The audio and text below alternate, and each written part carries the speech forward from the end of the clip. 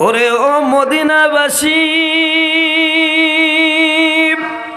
তোমরা কত ভাগ্যবান, তোদের মাঝে ঘুমিয়ে আছেন দুজাহানের মহাজান বালাগাল উলাম বিকামালিহি কশফত দুজা বিজমালিহি হসনত জমিউ খিসালিহি সাল্লু আলাইহি ওয়ালিম।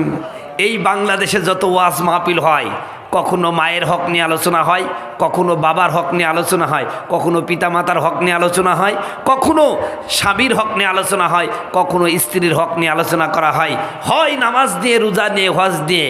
একটা হক নিয়ে এই সমাজে আলোচনা খুব কম হয়, সেটা হলো সন্তানের হক। কার হক? সন্তানের যে কিছু হক আছে, এই হকগুলো নিয়ে খুব কম আলোচনা হয়। কথা বলুন ঠিক কিনা? এই সন্তানের হক আদায় করছি না বলেই গোটা বাংলাদেশে এখন সন্তানের হাতে বাবা মা নির্যাতিত, নিপীড়িত। অনেক সন্তানের হাতে বাবা মাকে নির্মমভাবে হত্যার শিকার হতে হচ্ছে। কথা বলুন ঠিক কিনা? আমাদের ঐশীর কথা মনে আছে তো? ঐশীর কথা, এই যে পুলিশ ইন্সপেক্টর ছিলেন, অথচ মেয়েটার হক আদায় না করার কারণে বাবা মাকে নির্মমভাবে মেয়ের হাতে খুন হতে হলো। এর চেয়ে নির্মমতা, এর চেয়ে দুঃখ, এর চেয়ে হতভাগ্য কিছুই হতে পারে না। কথা বলুন ঠিক কিনা? আজকের সমাজে এগুলো বাড়ছে না কমছে? ছেলে মেয়ে মাদকাসক্ত। আগে ছেলেরা মাদক খাইতো, এখন মেয়েরাও খেয়েছে, কারণ দেশ এগিয়ে গেছে। কথা বলুন ঠিক কিনা? দেশ এগিয়ে যাওয়ার কারণে এখন সন্তানের পাশাপাশি ছেলে সন্তানের পাশাপাশি মেয়েরাও কমানা। আপনি কুষ্টিয়ার বাজারে যান, আপনি চুয়াডাঙ্গার শহরে চলে যান, ঢাকার অলিতে গলিতে যান, দেখেন ছেলেদের সাথে টক্কর দিয়ে একসাথে বিড়ি টানতেছে। কথা কয় না, বরং ছেলেদের বিড়ি টানার স্টাইলে চেয়ে মেয়েদের বিড়ি টানার স্টাইল এখন সবচেয়ে বেশি। সুতরাং এই সন্তান আপনাকে জবাই করবে না, তে কি করবে? এই রকম একটা বউমা আপনি বাড়িতে আনলে আপনাকে কেমনে ভাত দিবে, কেমনে আপনার সংসার করবে, কেমনে আপনার শ্বশুর শাশুড়ির খেদমত করবে? যে মেয়েটা ভার্সিটিতে বিড়ি টানতো আর ভার্সিটির ফ্রি মিক্সিংয়ে সবার মিলামেশা করতো। কথা বলুন ঠিক কিনা? এজন্য আজকে একটি নতুন আলোচনা আমি পেশ করতে যাচ্ছি, যেটি হচ্ছে সন্তানের হক। কিসের হক? সন্তানের হক। সন্তানের হক যদি আদায় না করেন, তাহলে আপনি একজন ব্যর্থ পিতা, ব্যর্থ মাতা।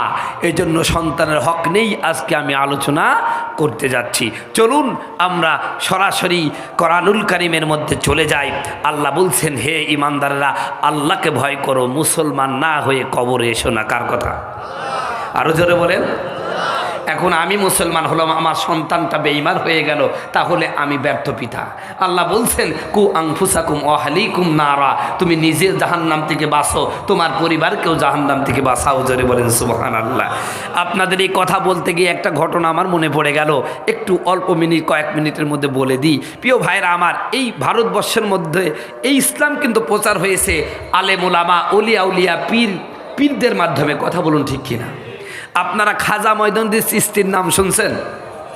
খাজা মঈনুদ্দিন চিশতি, তিনি একজন বড় মাপের অলি ছিলেন, আল্লাহর অলি, পীর মানুষ ছিলেন। ইনার পীরের নাম হলো উসমান হারুনি। কি হারুনি? উসমান হারুনি। এই ভারতবর্ষের মধ্যে এক হিন্দু ঠাকুর, হিন্দু পণ্ডিত সাধনা করছেন, আগুনের মধ্যে হাত ঢুকাই দিলে আগুন তারে পুরাই না। এখন বিভিন্ন জায়গায় যায় আর আগুনের মধ্যে হাত ঢুকাই দেয়। এইরকম বড় মাপের, এইরকম শক্তিধর কোনো পীর পাইলে ভাই তার মুরিদের দরকার আছে? মুরিদ তো সুমাদে হবে। কথা কয় না? একটা মানুষ একদম ডাইরেক্ট আগুনের মধ্যে কি দিয়ে দিচ্ছে? হাত দিয়ে দিচ্ছে। এইরকম কেরামত যদি আমি প্রকাশ করতে পারি এই জায়গায়, একটা মুরিদ হওয়া বাদ থাকবে? তো ওই হিন্দু ঠাকুর সাধনা করছে, আগুন তারে পুড়ায় না। এটা বিভিন্ন জায়গায় থাইকা হিন্দুরা তো তার মরিদ হচ্ছে, মুসলমানরাও তার ধর্মে চলে যাচ্ছে। তো এক কথায় দু কথা, উসমান হারুনের কাছে এই কথাটা পৌঁছায় গেল, উসমান হারুনি তুমি আর কেমন পীর, দেখো গিয়া হিন্দু ঠাকুর আগুনের মধ্যে হাত ঢুকাই দেয়, কিচ্ছু হয় না। হুজুর তাড়াতাড়ি একটা ব্যবস্থা করেন, নাহলে তো মুসলমানরা তো ধর্ম পরিবর্তন করে ওর ধর্মে চলে যাচ্ছে, আপনি একটা ব্যবস্থা নেন। হযরতে উসমান হারুনি রাহিমাহুল্লাহ চিন্তায় পড়ে গেলেন।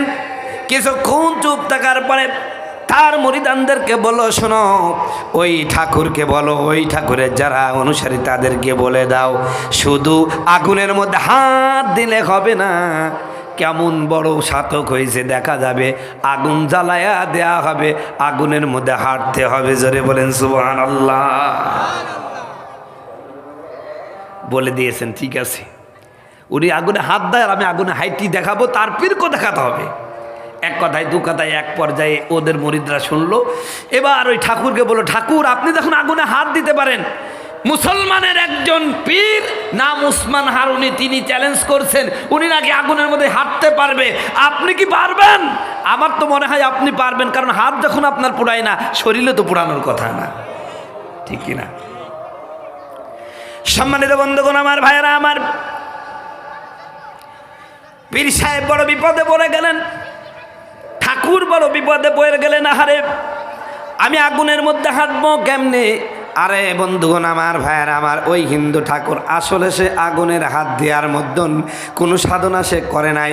এক প্রকার এমন একটা মেডিসিন আছে সে হাতের মধ্যে মাখে, ওইটা আগুনের মধ্যে দিলে বিশেষ কিছু সময় পর্যন্ত আগুনের মধ্যে হাতটা ওই মেডিসিন তাকে বাঁচায় দেয়, পুরাতে পারে না।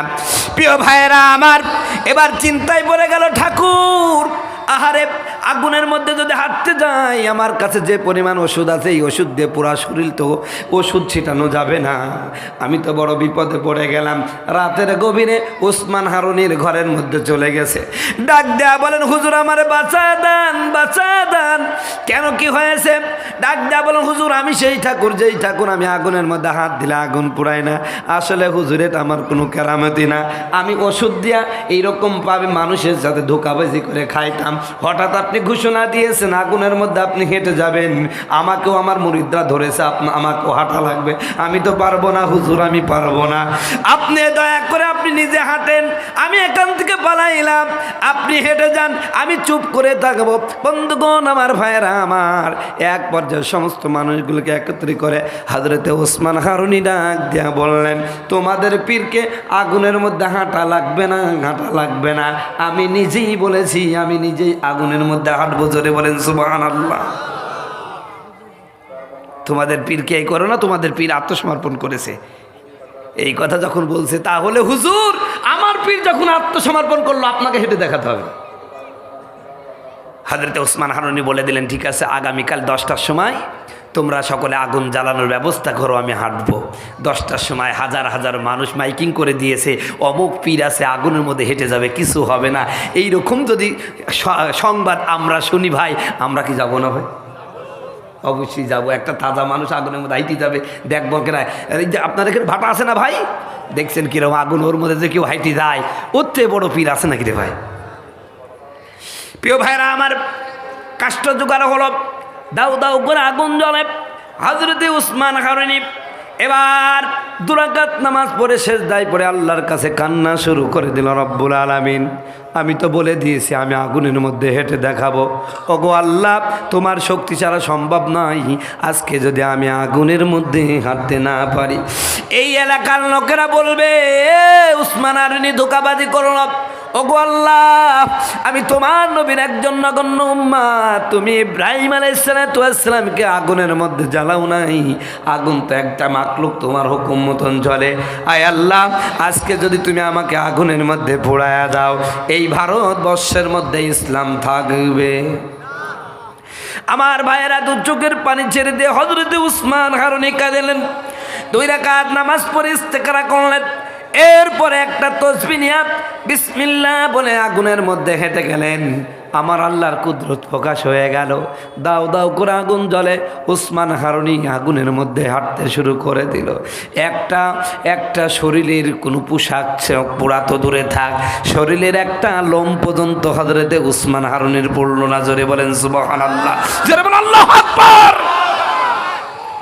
সম্মানিত বন্ধুগণ, আমার ভাইয়েরা আমার, শুধুমাত্র আগুন থেকে হেঁটে যখন বের হয়ে গেলেন, বিগত সময়ে ঠাকুরের প্রতারণার শিকার হয়ে যারা ইসলাম থেকে বিমুখ হয়ে গেল, সাথে সাথে তওবা করলো। উৎসুক জনতার মধ্যে হাজার হাজার লক্ষ লক্ষ হিন্দু কালিমা পড়ে মুসলমান হয়ে গেল। বলেন সুবহানাল্লাহ। সম্মানিত বন্ধুগণ, আমার ভাইয়েরা আমার, হযরতে ওসমান হারুনির শেষ জীবনের ঘটনা। তিনি চিন্তা করলেন আমি তো দুনিয়ার বেশি দিন থাকবো না, যেহেতু আমার কেরামত প্রকাশ হয়ে গেছে। তাই তিনি চিন্তা করলেন আমার এই খেলাফতটা এমন একজন ব্যক্তিকে দিতে হবে যিনি আমার মতন যোগ্য হবে। জোরে বলেন সুবহানাল্লাহ। হাজার হাজার মুরিদ, এখন তো আমার ভাইয়েরা মুরিদের চেয়ে পীরের চেয়ে এখন খলিফার কি বলছে, মুরিদের চেয়ে এখন পীরের সংখ্যা বেশি হয়ে গেছে। কথা বলুন ঠিক কিনা? হযরতে ওসমান হারুনির একটা মাত্র খেলাফত দিয়েছে। কয়টা? সেটা হলো খাজা মঈনুদ্দিন চিশতি, আর কোনো খেলাফত দেয় নাই। তো এই খেলাফতটা কীভাবে নির্বাচন করবেন, তিনি কাকে দিবেন? তিনি মসজিদ থেকে ওই আগুন থেকে বের হয়ে যখন এশার নামাজ হয়ে গেল, কিসের নামাজ? এশার নামাজ হয়ে গেল। এশার নামাজে তিনি সমস্ত মুসল্লিদেরকে বলল, শোনো, আগামীকাল ফজরের নামাজে যারা আমার সাথে নামাজ পড়বে তারা সকলে আল্লাহর জান্নাতি হয়ে যাবে। জোরে বলেন সুবহানাল্লাহ। মানুষ তো খুশিতে বাক বাক, সবাই চিন্তা করছে আহা কি সুন্দর, খালি ফজরের নামাজটা যদি ওসমান হারুনের সাথে পড়তে পারি তাই জান্নাত। পরক্ষণে হযরতে ওসমান হারুনি বললে, শোনো, এই যে সংবাদ দিলাম আগামীকাল ফজরের নামাজ যে ব্যক্তি আমার সাথে পড়বে সে জান্নাতে চলে যাবে, এই সংবাদ তোমরাই জানলা, এটা কিন্তু বাইরে প্রচার করা যাবে না। প্রিয় ভাইরা আমার, সবাই চলে গেল। স্বামী স্ত্রী একসাথে খায়। স্বামী স্ত্রীকে বলে না, স্ত্রী স্বামীকে বলে না, সন্তান বাপকে বলে না, বাপ সন্তানকে বলে না। কথা বুঝতে পারছেন? সবাই খালি চিন্তা করছে, ঘুম আসে না, এক নামাজটা পড়তেই হবে। বাঙালি তো আমরা এরকম, অল্পতে জান্নাত চাইতে পারলে কে বেশি খাটে। কথা বলুন ঠিক কিনা? সম্মানিত বন্ধুগণ, আমার ভাইয়ের আমার, এবার হযরতে ওসমান হারুনি রহিমাহুল্লাহ এই কথা বলে মসজিদে চলে গেলেন। সবাই চলে গেল। মসজিদের কোনায় যুবক বয়স, যুবক বলতে মাত্র 25-26 বছর বয়স, হযরতে খাজা মঈনুদ্দিন চিশতি রহিমাহুল্লাহ, তিনি চিন্তা করলেন, আহারে, উনি তো বললেন যে কোনো ব্যক্তি যেন এই কথা প্রকাশ করতে না করে যে ওসমান হারুনির পিছে নামাজ পড়লে জান্নাত চলে যাওয়া যাবে। আর যদি প্রকাশ করে তাহলে তিনি এই কথাও বলেছিলেন যারা বলে দিবে মানুষকে তারা জাহান্নামে চলে যাবে। হযরতে ওসমান হারুনির এই কথাকে তিনি ব্যাখ্যা করে ভাবতে লাগলেন। এক পর্যায়ে খাজা মঈনুদ্দিন চিশতি বললেন, ওসমান হারুনি বলল এই কথা বলা যাবে না, আর আমার আল্লাহ বলছে বলো। জোরে বলেন সুবহানাল্লাহ। কারণ আল্লাহ বলছে কু আনফুসাকুম ওয়া আহলিকুম নারা। হযরতে খাজা মঈনুদ্দিন চিশতি তখন মনে মনে চিন্তা করলেন, রব্বুল আলামিন, কিয়ামতের ময়দানে যদি আমি একা জান্নাতে চলে যাই, তুমি যদি আমাকে বলো কে রে তোর সামনে কত মানুষ জাহান্নামের পথে চলে গেল, জাহান্নামে হয়ে গেল, তাদেরকে কেন জান্নাতের পথ দেখিলে না, জাহান্নাম থেকে সতর্ক করলে না, জান্নাতের পথগুলো বলে দিলে না, এই কথা যদি আমার আল্লাহ কিয়ামতের ময়দানে আমি খাজা মঈনুদ্দিন চিশতিকে জিজ্ঞাসা করে কি জবাব দিব, কি জবাব দিব? সম্মানিত বন্ধুগণ, আমার ভাইয়েরা আমার, একথা চিন্তা করতে করতে সূরাতুত তাহরিমের আয়াতটা হযরতে খাজা মঈনুদ্দিন চিশতির মনে পড়ে গেল। আল্লাহ বলেন কু আনফুসাকুম ওয়া আহলিকুম নার। পৃথিবীর মানুষেরা, তুমি নিজে জাহান্নাম থেকে বাইছো না, তোমার হাল যারা আছে তাদেরকেও জাহান্নাম থেকে বাঁচাও। আমার বন্ধুগণ, আমার ভাইয়েরা, এই কথা যখন মনে পড়ে গেল, খাজা মঈনুদ্দিন চিশতি মনে মনে ভাবলেন, না না, আমি জাহান্নামে চলে যাই সমস্যা নাই, তবে এই বনি আদম একটা আমি জাহান্নামে যেতে দিব না। জোরে বলেন সুবহানাল্লাহ। সমস্ত মানুষের বাড়িতে গিয়ে কারা নাড়ালেন, দরজায় সালাম দিয়ে বললেন, ও বড়িরালারা, শোনো শোনো, ওসমান হারুনি ঘোষণা দিয়েছে আগামীকাল যে ব্যক্তি ফজরের নামাজ ওসমান হারুনির পিছনে পড়বে, ওসমান হারুনি ঘোষণা দিয়েছে তারা আল্লাহর জান্নাতে চলে যাবে। জোরে বলেন সুবহানাল্লাহ, জোরে বলেন আল্লাহু আকবার। সম্মানিত বন্ধুগণ, আমার ভাইয়েরা আমার, এভাবে করে সারা রাত এলাকার প্রতিটা মানুষকে দাওয়াত দিলেন। ফজর যখন হয়ে গেল, মসজিদ ভরে গেছে, ছাদ ভরে গেছে, আশেপাশের এলাকা শুধু লোক আর লোক, নারী পুরুষ গিজ গিজ গিজ গিজ করতেছে। আমার বন্ধুগণ, আমার ভাইয়েরা, হযরতে ওসমান হারুনি ফজরের নামাজ আদায় করে দেওয়ার পরে ডাক দেয়া বললেন, ব্যাপার কি? আমি না এশার নামাজে বললাম এই কথাটা কারোর কাছে বলা যাবে না। এশার সময় তো এত মুসল্লি ছিল না, ফজরে এত মুসল্লি, ব্যাপারটা কি? কে বলেছে, কে বলেছে? সমস্ত মুসল্লিরা বলে আমি বলি নাই, আমরা বলি নাই, কিন্তু ওই যে ডান পাশে সবার কোনার মধ্যে যেই যুবকটা বসা আছে উসমান হযরতে খাজা মঈনুদ্দিন চিশতি, মুখটা বেজার করে, মনটা খুব ছোট, মুখটা মলিন করে, মাথা নিচু করে বসে আছে। ডাক দেয়া বললেন, হুজুর গো, আমরা সবাই বলছি আমরা যাই নাই, তবে এই যুবকটাকে মনে হচ্ছে কথা করছে না, এরই কাজ হতে পারে। জোরে বলেন সুবহানাল্লাহ। হযরতে ওসমান হারুনি তখন বলতেছেন, কে রে খাজা মঈনুদ্দিন চিশতি, তুই কি কইছিস? কয় হুজুর, হ্যাঁ আমি কইছি। হযরতে খাজা মঈনুদ্দিন চিশতি বলছে, হযরতে ওসমান হারুনি জিজ্ঞাসা করছে, তুই জানিস না এটা বললে সে জাহান্নামী হয়ে যাবে? হযরতে খাজা মঈনুদ্দিন চিশতি জবাব দেয়, হুজুর আপনি বলতেছেন জাহান্নামী হয়ে যাবেন, আর আমার আল্লাহ বলতেছেন কু আনফুসাকুম ওয়া আহলিকুম নারা, তুই নিজে কেন জাহান্নাম থেকে বাঁচবি, তুই তোর আহালকেও বাঁচা। এই গ্রামের মানুষ তো সবাই আমার আহাল। জোরে বলেন সুবহানাল্লাহ। হুজুর আমি তো আল্লাহর কথার উপরে আমল করেছি। জোরে বলেন সুবহানাল্লাহ। হযরতে ওসমান হারুনি দৌড়ে চলে গেলেন, খাজা মঈনুদ্দিনকে জড়াই ধরে ডাক দেয়া বললেন, খাজা মঈনুদ্দিন চিশতি, আমার জীবনের প্রদীপটা হয়তো নেমে যাবে, আর বেশি দিন দুনিয়ার জীবনে থাকবো না। আমি চিন্তা করলাম লক্ষ লক্ষ মুরিদ আমার, লক্ষ লক্ষ ভক্তবিন্দু আমার, কিন্তু আমার এই খেলাপতির দায়িত্ব কাকে দিব আমি খুঁজে পাচ্ছিলাম না। পরীক্ষা করার জন্য আমি এই কথাটা বলেছি। আমার পরীক্ষায় পাস করেছো, আমার পরবর্তী খলিফা হলো তুমি, আমার দায়িত্বটা তুমিই পালন করবে। জোরে বলেন সুবহানাল্লাহ। আমার বন্ধুগণ, আমার ভাইয়েরা, এমন একটা খলিফা নিযুক্ত তিনি করলেন, খেলাফত পাওয়ার পরে যখন ইসলামের দাওয়াত দেওয়া শুরু করলেন, এই ভারতের জমিনে কিতাবের মধ্যে লেখে একটা বয়ান করেছেন, এক বয়ানে 90,000 হিন্দু মুসলমান হয়ে গেছে। বলেন সুবহানাল্লাহ। আর আমরা বয়ান করি, হিন্দু মুসলমান হওয়া তো দূরে থাক, মুসলমান আইসি বসে না, কথা কয় না, কথা খালি হুজুরের ঠেলাঠেলি, এ কথা সে কথাতে বসবে কি করে, কথা করছে না কেন?